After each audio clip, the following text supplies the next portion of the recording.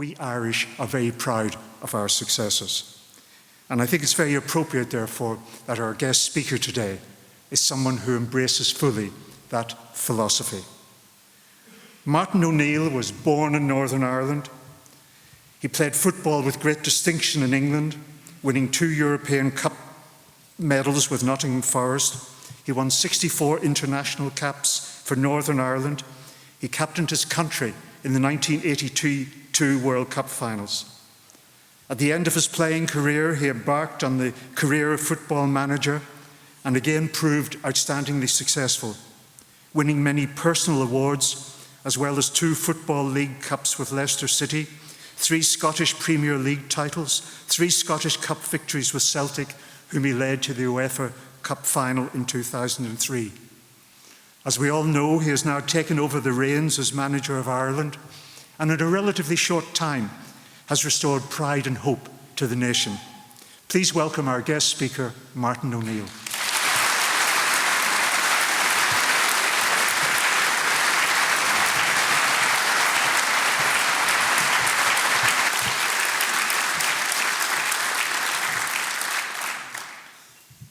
Good morning, or is it afternoon? Chairperson, ministers, ladies and gentlemen, proud parents, I think,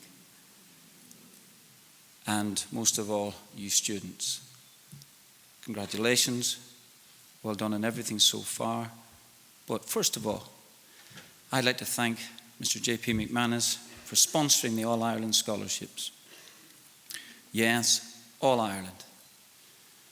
From up Antrim, I'm actually from Derry, but up Antrim, down to Cork. Absolutely fantastic. They present a great opportunity for students to be able to fully participate in further education. His generosity will pay dividends in the individual lives of you as students, but it also has a ripple effect for the community as a whole, who will reap the benefits when you bright young sparks, I hope you're bright young sparks, are unleashed into this world. This is a sentiment that the trustees, I'm sure, will echo. Actually, I'd like to thank the trustees as well too, who did some sterling work. We were at dinner last night in JP's house, and the trustees were in fantastic form. Really fantastic form. They were. It's because they weren't paying for the wine. But as I say, before I start this address, don't want to shortchange you. You've really done brilliantly, students. Really, really brilliantly. The fact that you're here receiving awards at all is no mean feat. You've already achieved a goal in life, whether it be through sheer brain power, like myself, or exceptionally hard work, and maybe even some pushy parents. Anyway, or a combination of everything. I just think that, well, you're here today to be rewarded, and well done.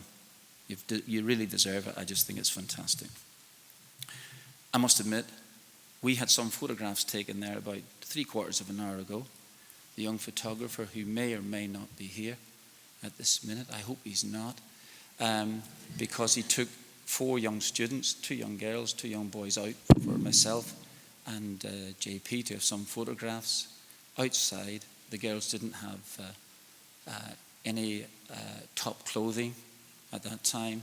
So if these 2 girls go down with pneumonia tonight, it's the photographers to blame. Don't worry about anything else. Not me, not JP, photographer. Anyway, quite some time ago, JP asked me if I would address this year's awards ceremony. Unhesitatingly, I said yes. Actually, that's before I asked who had been the preceding guests of honour. So when he told me that the list included Mary McAleese, Dermot Desmond, Enda Kenny, and actually the 42nd President of the United States, Yeah. You know that look of stupefying anguish that you still see etched in my face now? That has stuck with me for the last 4 months, telling you. Anyway, worries weren't lessened at all when he told me that last year's speaker was that a brilliant entrepreneur, O'Leary. You know, no doubt about it, and I think he was half decent, you know. His only blemish, I believe, on a stellar career actually was to propose charging passengers a fee for the use of his loos and Ryanair flights. But still, he got here and he got through it. We'll say there's always an upside to a JP invitation. Always. Because I've lost a stone just thinking about this. And I have not been near a gymnasium. No, haven't been within half a mile of a gymnasium in the last, what? God knows. So anyway, thank you very much, JP. Okay.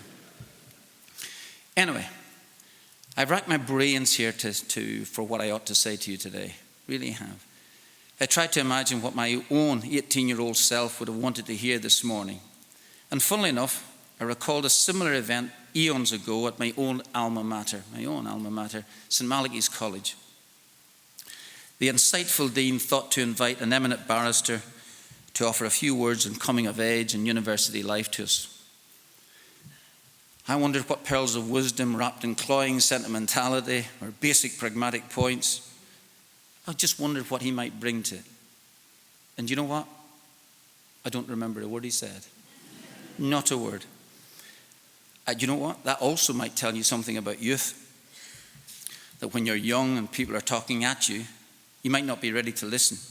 It might actually seem pretty irrelevant. And that's fair enough. But I have to say that the old life lesson textbook might just be hurled at you at some stage when you're not really looking. You know? Listen, honestly, I'm not scaremongering you young people. Absolutely not.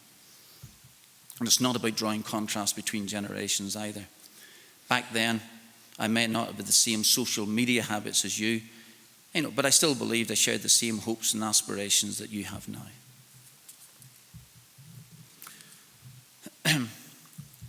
So, what can I possibly impart to you? What can I possibly think about? Something that might resonate with you. But let's see. All right. The irony is not lost on me here just for a moment or two, but bear with me. Just let me explain. I am speaking here today to a group of exceptionally bright, gifted, already university-bound students who are being rewarded this morning.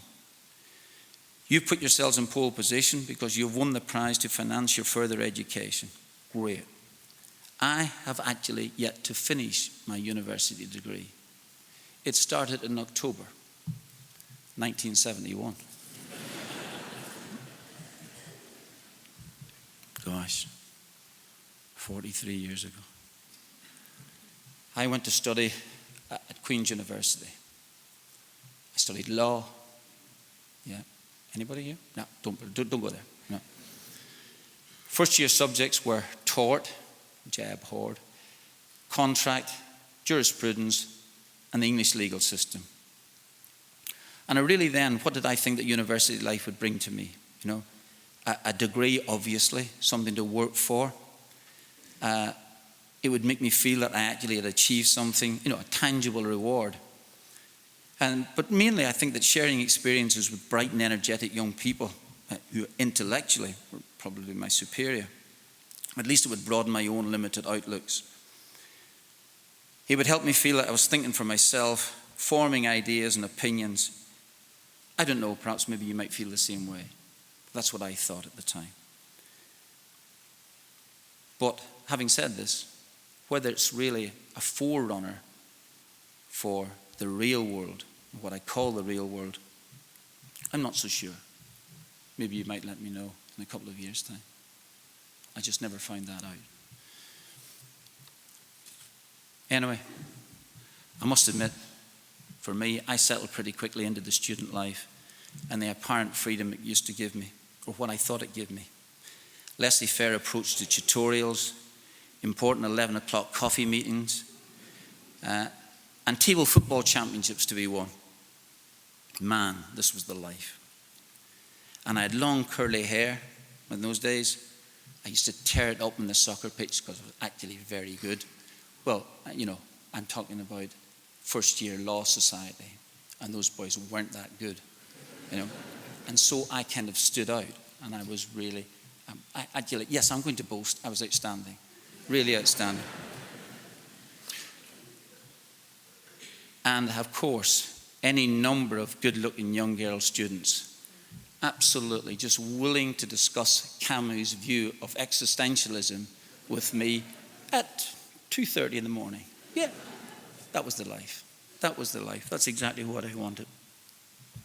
Parents, seriously, don't worry. Don't worry. Your student daughters and sons are absolutely fine, because university is all about study, study, study. Okay, that might have changed. Anyway, talking about experience, I suppose I could give you that in bucket loads, and that's only because I've lived much longer than you, nothing to do with anything else. As the late Steve Jobs once said, you can't connect the dots looking forwards, you can only connect them looking backwards. I think that's probably true, and I'm no Steve Jobs. And what about analogy? In my world of football, I think the parallels are easy to draw. I think there's a premium on youth and vitality, and I find myself as a football manager engaging in the energy and fearlessness of young players. And I hope that they respond to my direction, and really, I have to say this, I've got boundless enthusiasm. I have had that all my life. It kind of keeps me going, but enthusiasm, it's there, and it's there, and it's inside me. Always had it. It's kept me going, but the enthusiasm is there. And I just think this symbiosis of paramount importance to me. And I think without its existence, I'll probably fail in my job. And I have to communicate. And that communication takes different forms. Enthusiasm, as I mentioned, for the task ahead, and the spirit and the willpower with which to carry it out. And attitude. Attitude, attitude, attitude. I don't mean bullshit, in-your-face attitude. Don't mean that at all.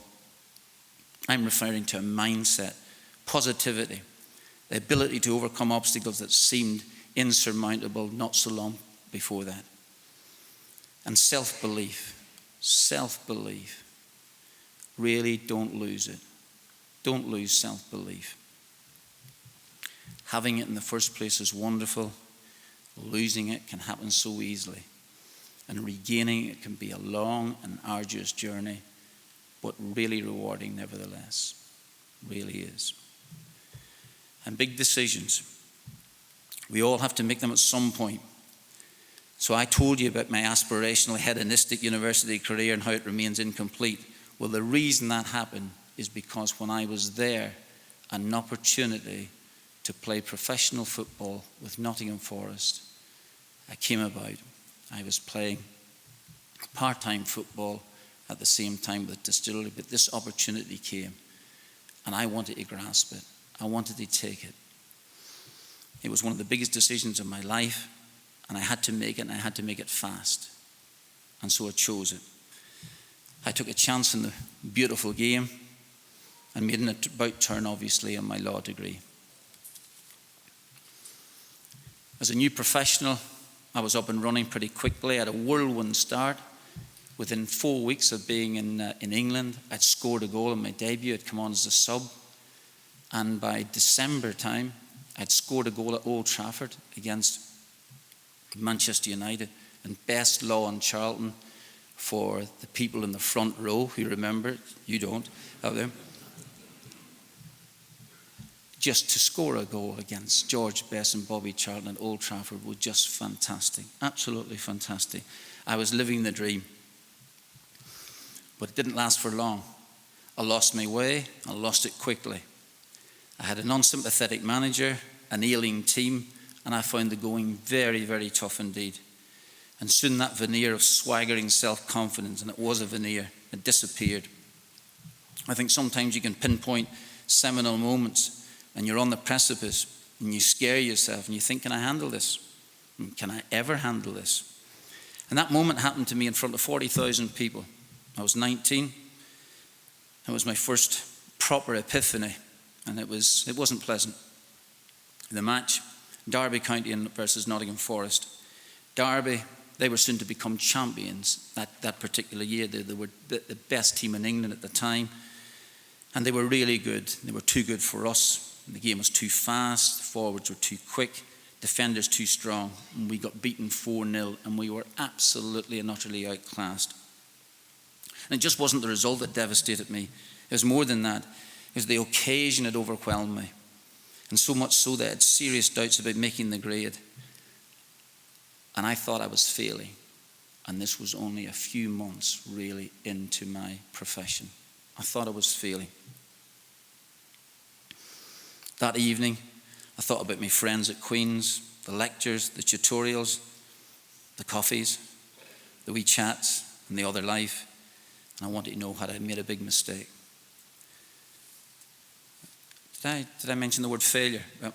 Well, the very fact that you're here today, being rewarded for excellence, suggests that you're actually not that well acquainted with failure. But all of us at some degree feel it something.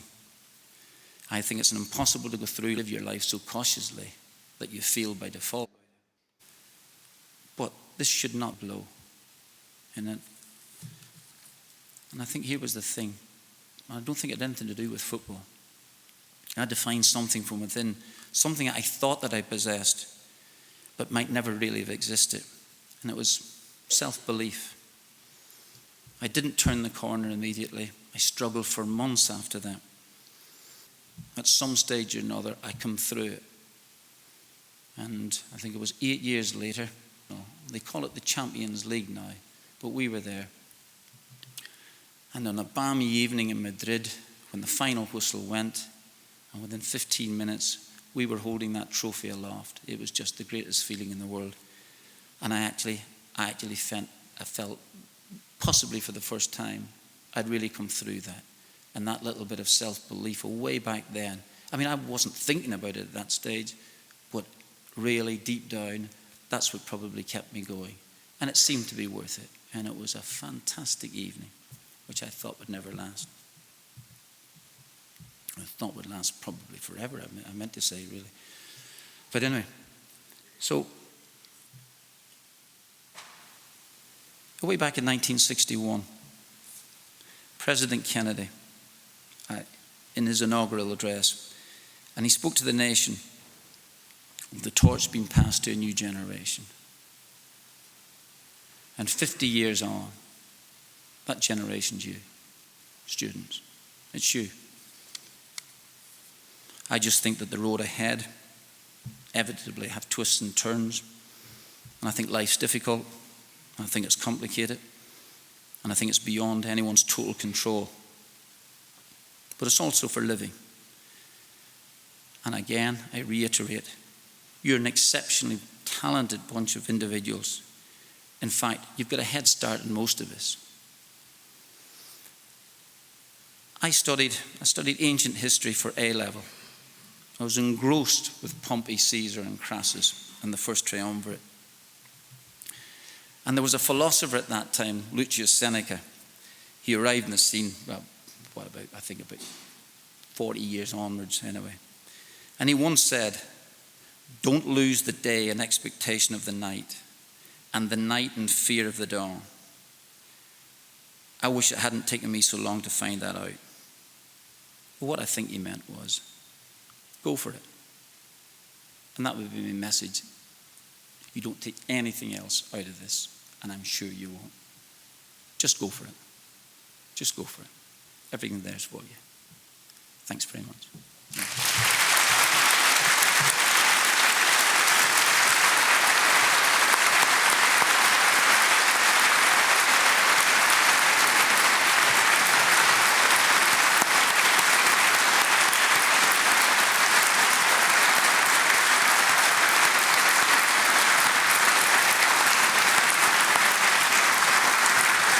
Martin, thank you very much for words that I think have inspired not only our students, but have inspired a number of the Isle folk in the audience as well. Thank you very much indeed. Would you please come back to the platform with JP and receive a small token of appreciation for your presence here today?